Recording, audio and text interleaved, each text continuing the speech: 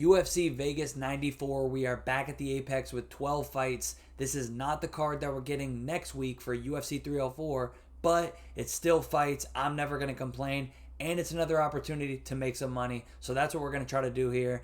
I'm going to be breaking down every single fight, starting from the bottom, working our way to the top. So make sure you click the subscribe button. We do this for every single card, and I'm doing some smaller cards. I'm going to be doing some LFA, some KSW, some ONE, some Cage Warriors, some Bellator. So PFL, all that. I can't leave anybody out. So make sure you click subscribe. Let me know in the comments the bets you already have for this card, or at least where your head's at so far, because it still is early on in the week, Tuesday morning. Some of these prop bets haven't dropped yet, but like the video, hit me up in the comments. Let's get started, man. First fight of the night, we got Muhammad Usman taking on Thomas Peterson.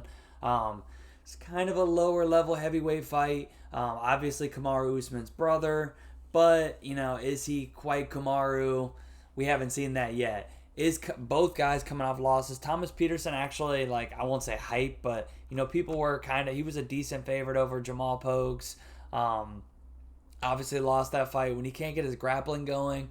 Same against Waldo. It can get ugly for him. He's obviously not the most athletic.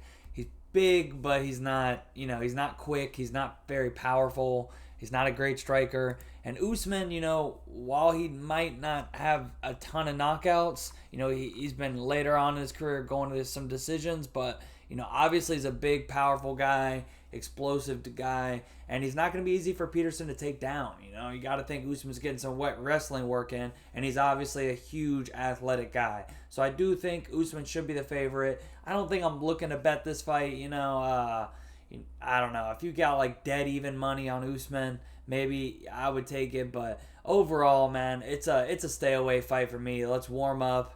Hope it becomes not a 3-round sloppy heavyweight affair, and let's hope somebody has a good performance. But I'm gonna go Usman, and I hate to say it, boys, but I think we're starting off with a decision. Usman by decision. Let's move on to the next fight. That is, the rest of the card, I'm split down the middle with underdogs. I have 5 underdogs on this card. I'll let you guys know. And we're going to start off with one right away here. Lucy Pudilova taking on Luana Carolina.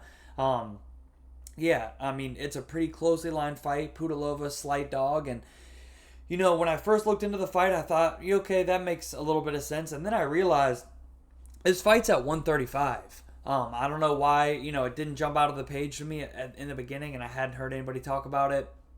Pudilova is the bigger girl. Carolina was fighting at 125. Now, to be fair, she was missing that weight several times, but, she's typically has a size advantage on a lot of these girls at 125, and, still got a little bit of reach, but, Pudilova's probably the thicker girl, and she's also a couple inches taller, so something Carolina hasn't had to deal with a ton.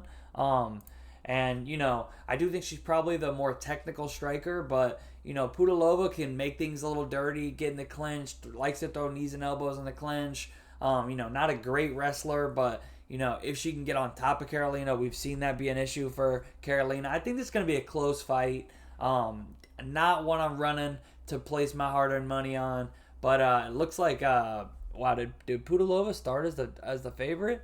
I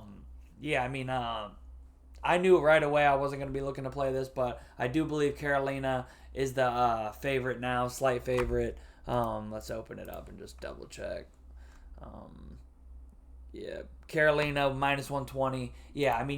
Not huge underdog odds on Pudilova, but I do think she should be the minus 120. Probably not going to bet this, man, but I will take Pudilova to win by decision. Just going to be a stay away fight for me for these first 2 fights. Next fight, though, we do have a bet on this one. We got Lloyd Razabov taking on Trey Ogden. Lloyd, a guy I just bet in his last fight. I bet him over Al Sawadi. Decent performance. It wasn't one that I was watching this is easy work, but, got a good line on it. I did think he was the better fighter, and we've seen Al Sawadi get chinned, and that's exactly what happened. Razabov obviously has power, but we've never seen Ogden get knocked out. And, Loic is a big old. I mean, Trey Ogden. We've seen he seems to be taking his strength and conditioning very seriously, as well as a lot of the guys at his gym. He is coaching. He's one of the main coach, probably like the main coach over at what used to be Glory, which is now Marathon. Good gym. They got they've been looking pretty solid lately. But obviously Radzhabov also takes in his strength. He's taking his supplements as well. So is Trey going to be able to get on top of this guy and work him like we obviously saw in his last fight? I think it's going to be a lot tougher. Radzhabov is a big, strong guy. But I do think, Trey Ogden, a guy who honestly has overachieved in most people's eyes, not anybody was really pegging to be, I mean, realistically, he got screwed out of that Moda fight. That he definitely won that fight. So he's had some good performances lately, honestly, and even his losses, Zellhuber, he beat Zellhuber, but the Bahamondes fight, the Jordan Levitt fight, that was his worst performance by far. That's tough, but we've seen Radzhabov, that works. We got chinned by Rebecki. And then he has some lower level losses where we have seen this guy's gas tank be an issue. One thing about Trey Ogden, he can go a hard 15, and I think Lloyd can start off strong. He's got some serious physical attributes on his side, but I think Trey Ogden can take over as this fight goes on. I bet Trey Ogden plus 125. I was looking at some props, but I didn't want to lose the value. I got him at plus 125. I think he's the side. I think he should be the favorite. I'd probably line him at like minus 150, minus 160. So it's not like a crazy swing. It's not like I think he's going to run through Loic. I think Loic is tough. I obviously bet him in his last fight. But I think Trey Ogden, man, he's coming into his own. I think he can. We've seen Radzhabov also have issues with the leg kicks. I think Ogden can start slow, chip away at his legs, make it kind of slow, boring on the feet, and then work in a couple takedowns as Loic slows down and take over on the fight. He's got a great jab and good low kicks and, good chin, good fight IQ. He can mix in the striking with his grappling well. So give me Ogden plus 125. I just think he's the more well-rounded guy. So I will pick him, and I did bet him as well. Next up, we got Miranda Maverick taking on Diana Barbosa. Maverick, a pretty sizable favorite. I think she might even be... No, yeah. I mean, you can get her as low as minus 183 or minus 193 on Bet Online. And I do think she should be the favorite here. I bet on Barbosa in her last fight, but it was a sweat. It was definitely a sweat, and, I had the over in that fight as well. But it definitely got dicey. And, if you're having that much trouble getting down Karakidi, what was it? Then Maverick's going to be a lot, she's a different animal. And, I've met Maverick in person. She's a little meatball, jacked, fighting at elevation, great gym, good training partners, taking her career super seriously, more experience, better fighter, or, higher level of fight experience. And she's younger. Barbosa a little one-dimensional. I mean, Maverick doesn't have the best striking, but I think, her clinch striking, dirty boxing is a little better than Barbosa. She could put her up against the cage and win minutes that way. So I think Maverick should be the favorite here. Me, I don't bet minus 200 women's MMA. That's just not my style. But I do think Maverick should be the favorite here. And I'm going to take Maverick to win this fight by decision. Let's move on to the next fight. No bet on this one. Next up, we got Brian Kelleher taking on Cody Gibson. This is an interesting fight. Both guys have had a little bit of a tough run. I mean, Gibson did well in the Ultimate Fighter. If you watched that, he was on Chandler's team for the veterans, and he's fighting another veteran here, Brian Kelleher, and honestly could have arguably been on that show. But I think this is kind of a tough fight. I mean, on paper you got to think, Gibson's got some advantages. He's probably the bigger frame. Both of them got salty records, but both of them have only losing to killers, really. And I mean, even Gibson's first UFC run had a lot of losses to tough guys. Both these guys have been, had trouble with the wrestling, getting grappled, getting submitted. Both guys can get submissions too, and I do want to see what that fight ends and via sub drops on more lines, because Keller's got a nasty guillotine. We've seen Gibson get guillotined. I could see Keller snatching up the old Gilly, going DP with it. That's kind of Keller's game. He's got a big overhand right and a nasty guillotine, and he kind of spams touch him jabs to set up that overhand right. And then if y'all collide and you clinch, he's gonna try to break your posture and set up that guillotine. That's pretty much his game, man. He's not. I mean, when he gets low level guys, he can go out there and wrestle. But for the most part, that's what he wants to do. And Gibson's got that long neck. He's put it into when he's wrestling, he's put it into chokes before. The striking could be competitive. He starts shooting takedowns. Brian Keller could definitely snatch up the Gilly. So I could also see if they do grapple and Gibson can get past, get the legs, get him to the ground, and start actually engaging on the mat. I could see Gibson just being the bigger, stronger guy, working his way to his back. Brian Keller's also just had spine surgery 2 years ago. I mean, his losses are to tough guys, but it's Gibson was having knee surgery. These guys are banged up. They've had a lot of, injuries. But Keller, the back, the neck, those always scare me a lot. I would think, Gibson can get to the back too and find the sub. So fight ends in sub is interesting to me. I want to see that. Kelleher via sub is 6-1. It's tempting. Gun to my head though, if I had to pick, I would pick Gibson. Gibson decision. And it's not as juicy, but it's 2-1. But I honestly think the real look is to take maybe fight in sub. I want to see what that line is, or decide you're on via sub, because I could definitely see this fight ending in a sub. I don't really see the knockout happening.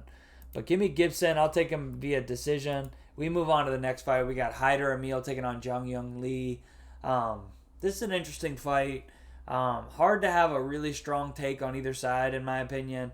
Haider Emil, pretty kind of a layup in his first fight. No disrespect to Fernie, but, just way outsized, short notice. Kind of just went in there and big brothered him, as we knew he would. I smashed Haider inside the distance for that fight.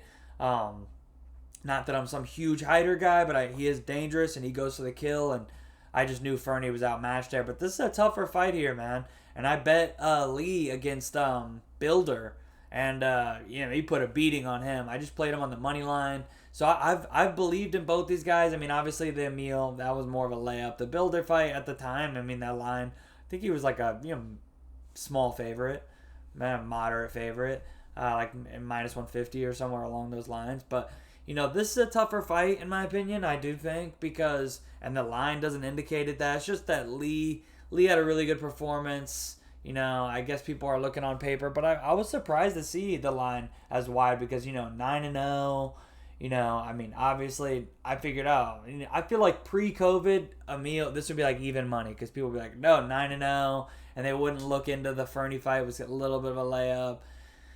But I do think this is a tougher fight, honestly. I don't think he should be, 2-1 almost. I do think, more experience, younger, probably the bigger guy. But Emil does have big power, and he goes for it. He's willing to take one to give one, whereas Lee really doesn't get hit a lot at all. He rarely gets hit clean, but, can be a little low output because of that. He's sniping. He's trying to hit and not get hit, whereas Emil's trying to kind of stand in the pocket a lot more. So it's interesting to see or to think about who, what kind of fight is going to play out here. I think Emil will be coming forward. Lee will be trying to snipe him.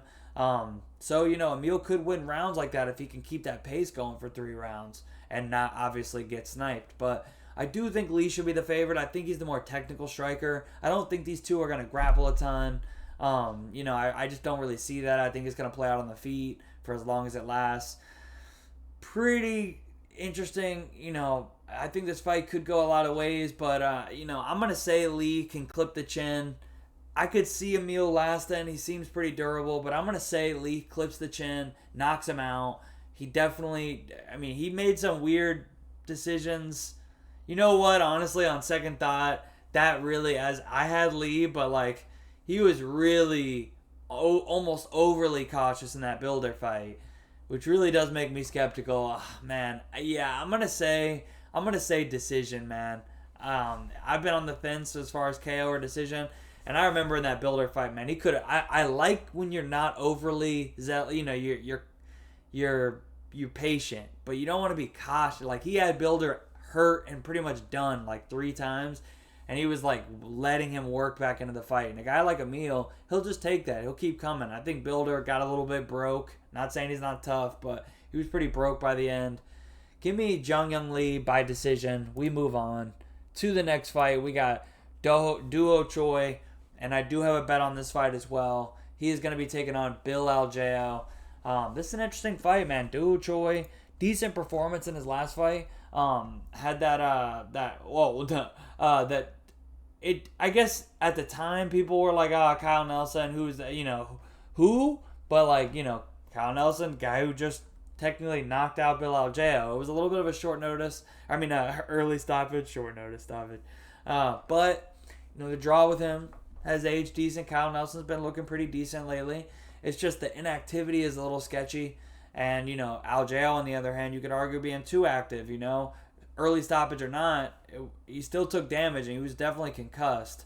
And that was only a couple months ago. So that is a little scary on the Algeo side. But I do think he's the more skilled fighter here, man. I like Duo Choi. Super interesting to watch. Super entertaining. He's only 33, but, it feels weird because he had that long layoff. But, I do think, even though he's entertaining, I think Bill Algeo should be able to win this fight, mix in a couple takedowns on the feet. Both guys will throw, but I do think typically, even though the last fight, Algeo, pretty durable. Choi's pretty durable too, but, we've seen that chin get cracked. Do I think Algeo's gonna? No, but I think both guys are pretty durable. But I think Algeo, I think this is a good bounce back fight for him. He does have the grappling edge if they get to the grappling or like up against the cage. I think he can, at least have the. I'm not saying he's gonna big brother Choi in the grappling or just be so much better, but I think my dog wants attention. But I think he can, have the better moments there, win some minutes there, put him up against the cage, get a takedown or two, and outland him. So give me Bill Algeo. I think he wins the fight by decision, and I bet him -150. He's like -165 right now, -160. I don't think that's a bad line. Like -162 to -170, depending on what book. I think there's still some value there. The inactivity of Duo Choi, I know that last fight wasn't bad, but, I just like Algeo's activity, even though, he did take some head trauma only a couple months ago, but I think he'll be all right. Let's move on to the next fight. We got Cody Durden taking on Bruno Silva. This is an interesting fight. I've been high on both these guys. Bruno Silva, well-rounded guy, pretty tough, durable. He lost that Khalid Taha fight, but then Taha popped. Other than that, been finished once, or submitted once, been KO or TKO'd once, and fighting good guys. Both these guys fighting good guys. The rest of these fights, the wins from Bruno Silva, I should say, haven't been the best. JP Buys, Victor Rodriguez, Tyson Nam. The Nam finishing Nam, that's pretty solid. But the losses, David Dvorak, Tagir Ulanbekov, that's not bad at all. And then Cody Durden, it's like his losses, Makayev, Ulanbekov, the Jimmy Flick fight. I'm not gonna lie. Look, you don't hear me say this often, but a couple times every year there is a couple flukes, and I'm sorry, but the Flick fight was a little. Now, to be fair, that is kind of how Flick wins fights. They almost look like flukes all the time, but and it kind of stylistically, he's just a straight jiu-jitsu guy, whereas Durden is like a wrestle boxer. So it's not the greatest stylistic matchup, but still, I think Durden beats him like 8 times out of 10. But it is what it is, man. In this fight, though, I do think, the minute winner will be Durden. I think, he's really just got to protect his neck, and he should win this fight. He's shown a chin. Bruno Silva's got some power, but he's not like a devastating power puncher. I don't think he'll knock Durden out. He'd have to catch him with the perfect punch. So I think it's all about just protecting your neck if you're Durden, man. When we've seen this guy lose, even though it is to high-level opponents typically, he's getting submitted. And, Bruno Silva's got some nasty chokes, man. He's got a nasty guillotine. He could get to Durden's back. He's got some solid jiu-jitsu. But I'm going to go with the minute winner, man. I'm going to go with the guy I know is motivated. I know he's training hard. I think he's the bigger guy, the stronger guy, the better wrestler, gonna be on top. On the feet, I think it's decently competitive. I don't maybe Bruno Silva overall the better technical striker, but I think Durden, the boxing is pretty close, and I think he can mix in some punches, get the takedowns, avoid the guillotine, don't give up his back, and he'll win this fight. So give me Durden by decision, and I bet him straight minus 120. Bet online. I think that line's still there. He's pretty much minus 120 everywhere. So it's a close fight. I understand why the line's close, but I'm going to go with Durden. Let's move on to the next fight. We got Kurt Holobaugh taking on Kainan Krujinski. I've been butchering that dude's last name all week. But, yeah, this is an interesting fight.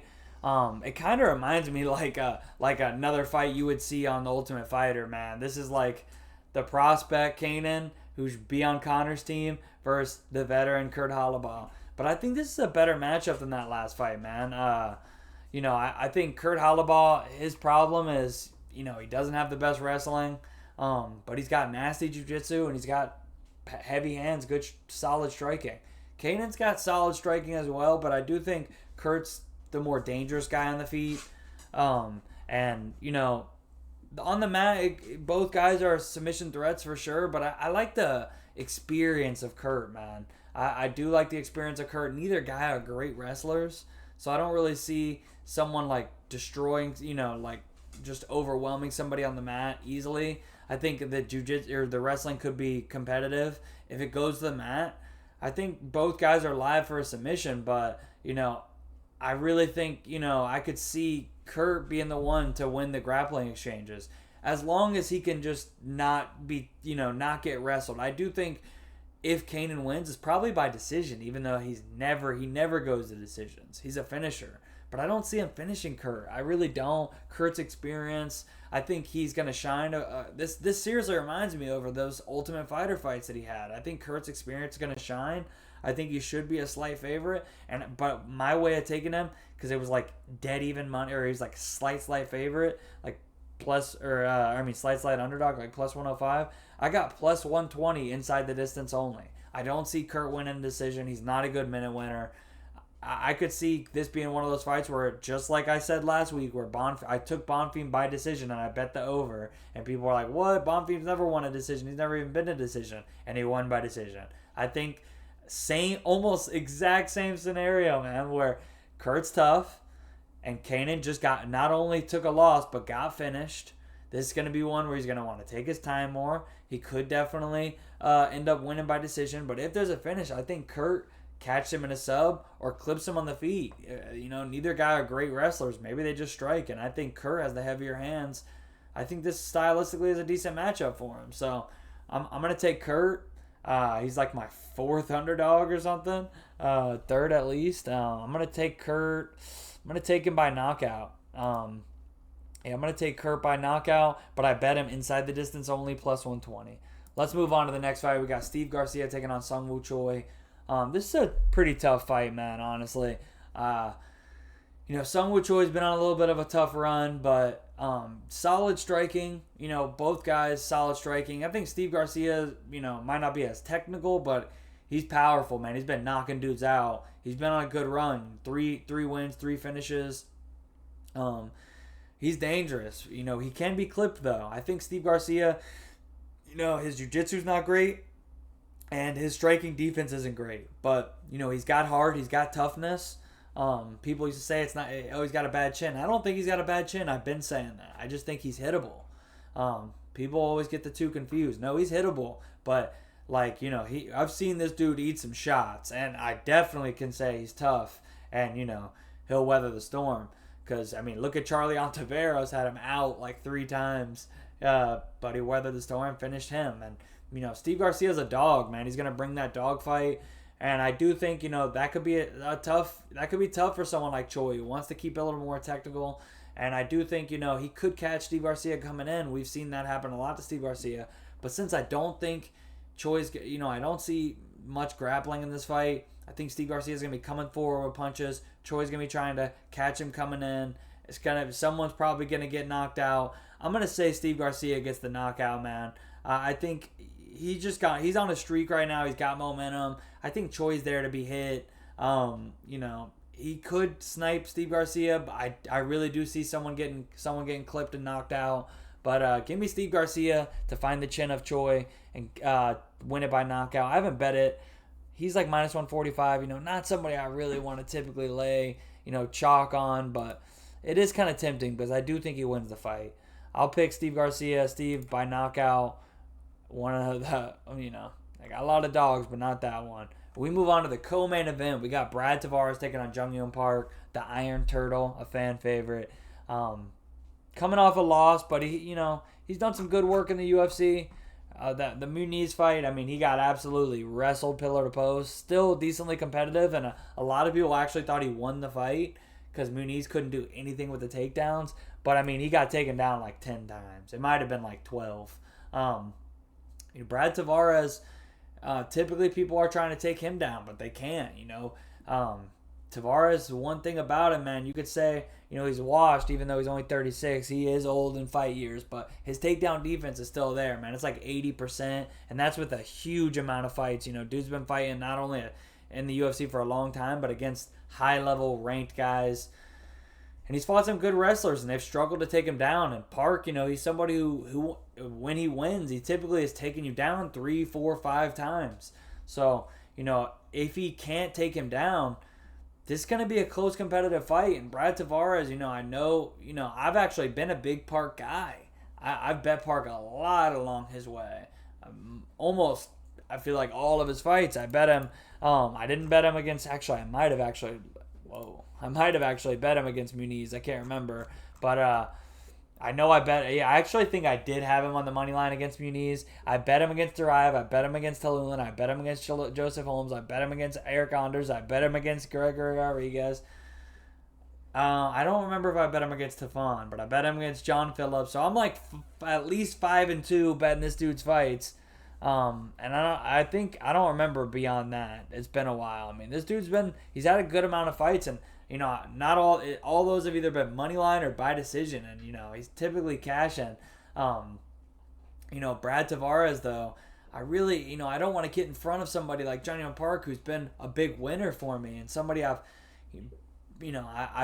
made a lot of money betting on it, and typically betting him by decision. And Tavares, pretty durable. I think this does go to decision, but I can't help but think that this is going to be a tough one. We saw Tavares get taken down in his last fight, but that's just a different matchup. I think Park has struggled to take Tavares down, man, and unless Tavares is truly shot, I think I could see him kicking Park's leg. I could see him landing the better shots on the feet and just winning this fight by decision. So I'm really surprised I'm doing this, man, because you guys know, man, I've picked Park in his last, 6, 7 fights.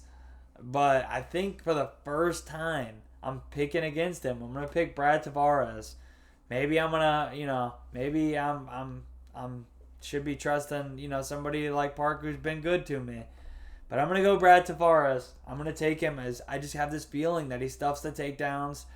They have a close fight that goes 15 minutes, and Tavares edges it. So I don't hate the overs or the fight goes a distance like minus 190. Both guys have been durable. Park got blasted by freaking Gregory Rodriguez, and Tavares, in his last fight, Gregory Rodriguez blasted both these dudes. But Bruno Silva, that one's a little bit worse. But Edmund Shabazi, people are like, oh, Edmund Shabazi knocked this guy out. It's like, yeah, Edmund, his win equity is first round finish. But Brad Tavares is pretty dangerous, dude, and so is Park. But I'm going to go Brad Tavares by decision. We move on to the main event. This is another close fight, man. Amanda Lemos, dangerous on the feet. Verna Jandiroba, dangerous on the ground. Classic striker versus grappler. And, I've actually faded Lemos a couple times. I faded her against Hill. I honestly thought she lost that fight. Maybe I was biased. I faded her against Andrade, and that one obviously was an easy cash. I faded her hard against Zhang. But I did better against Mackenzie Dern. That one was close, but I thought that the decision was, I didn't think it was as close as some people were saying. Some people were saying they thought Dern won. I just don't agree. So, I've done well betting Amanda Lemos. I've had a little bit more trouble, I feel like, with Jandiroba. I bet Lupita against her. That didn't go well. I think I bet Lupita just by decision, but obviously that didn't work. And I bet Angela Hill against her. I did bet I think I bet Rebus, but that might have been an inside the. I don't know. I've had some trouble betting her. I know I had her inside the distance against Herrig, and a couple little smaller shots when she came in, like Mallory Martin or Herrick and Murata. I think I got a lucky inside the distance cash against Murata. That was just an injury, but overall, I feel like I've had more trouble betting Jandiroba than Lemos. But in this fight, it's been a toss up for me. I feel like it is 5 rounds, it's a lot of time to not get taken down, to not let Jandiroba get to some of these positions, and we know Jandiroba is going to shoot takedowns. You can trust if you're betting her, she's going to go for it. But man, 36, Lemos is 37. Is one of these ladies going to show their age a little bit? We have seen the women can go a little longer, it seems, in these lower weight divisions at least. But, on the feet, Lemos could definitely crack her. I do think Jandiroba takes her down a couple times. Can she submit her? Lemos is coming off a fight where she got some experience against somebody like that, and Dern, pretty similar matchup. But this is 5 rounds, and Dern did have a lot of positions where she got close. You definitely don't want Verna to get there, who I think overall has a better controlling top game. Obviously, Durham with the armbar on top is nasty, but Verna overall has a more smothering top game. But this is, a big, strong girl to hold down. I feel like you got to lean the underdog, man. The fight starts on the feet. Jandiroba's, they're both getting a little up there, but Jandiroba's game plan is going to take a little bit more energy. Unless she can get that early sub, 5 rounds, that's a long time to wrestle. I don't think she wants to strike with Lemos. Jandiroba striking is pretty one and done, just throwing big overhands, trying to blast, explode into range, throw a big overhand, grab a double leg, grab the clinch, put her up against the cage. I think Lemos can catch her. I think she can knock her out. I think she can also win this fight by decision. It's close, man. It's close. It's a really close fight. I guess, gun to my head, I'm going to glean the underdog, the slight underdog, Amanda Lemos. But, man, Jandiroba could definitely win this fight. It's a close fight, man. This is a fight where I felt like I was going to lean Jandiroba, but now I've been flip-flopping. And when I do that, I know unless I'm getting huge plus money, I'm not betting it. I'll pick Lemos. I do think if you're getting plus money, that's the way to go on a fight like this. This is as 50-50 as it gets, in my opinion. Give me Lemos. Give me Lemos to win by decision, by just landing better shots, but Jandiroba can withstand, survive. But, that is a long time to avoid the submissions. Let me go through my picks and I'll run through my bets one more time. We got Amanda Lemos, decision. Brad Tavares, decision. Steve Garcia, knockout. Kurt Hollabaugh, knockout. Cody Durden, decision. Bill Algeo, decision. Jung Young Lee, decision. Cody Gibson, decision. Miranda Maverick, decision. Trey Ogden, decision. Lucy Pudilova, decision. And Muhammad Usman, decision. Wow, did I? Guess I had a little bit more decisions than I realized there. No, I actually think I said Jung Young Lee, decision. That was by knockout I'm picking. But the decision is, I'm going to stick with the decision on that. But that one's there. It could go either way. Yeah, I guess I did pick 6 straight decisions to start the card. Wow, I didn't even realize. 7 straight. 8, wow, was it really? It was 8 straight. Wow, let's hope I'm wrong there. Some finishes there towards the end. And the Garcia, Hollabaugh. I guess those are the only ones I'm really leaning towards a finish. Wow, I didn't realize until I got to the end here. But, yeah, it's still early in the week. We'll see if I'm still feeling like that later on. But, yeah, there is a lot of fighters where I feel like they're more decision fighters, especially stylistically, and maybe that's why they're fighting on the Apex. But still some interesting fights. As far as bets, I got Ogden locked in, plus 125. I got Algeo locked in, minus 150. I got Durden, plus 120. And I got Kurt Hollabaugh inside the distance only, plus 120. Those are all bet online. I do use a bunch of other books, but early on in the week, they always have the props first and the lines first as well. So I look at them and then decide if I want to wait or just take it while it's there. Potentially Maverick versus Barboza goes the decision. I was looking at as a parlay piece. Maybe the Tavares fight goes the decision as a parlay piece, could potentially. Kelleher sub or Kelleher versus Cody Inzen sub. I told you guys about that. That's tempting. Or maybe a Tavares by decision. That's kind of where my head's at. But, man, enjoy the fights. I will be back. I'm going to be breaking down some smaller promotions. I'm trying to decide which ones I want to do. KSW has a card. Cage Wars has a card. One has a card? There's a couple cards this week outside of the UFC. So make sure you have those post notifications and you're subscribed to the YouTube. I'm going to be dropping some of those, betting on some of those cards. I will drop a quick picks, and I might even drop it after the weigh, and I'm trying to do those more often. So I got a lot of content coming this week, so subscribe, like the video, it helps out a lot. Post notifications so you don't miss them, and let me know in the comments where your head's at as far as betting. I appreciate you guys. Good luck. I'll see you later on in the week, probably tomorrow. Peace.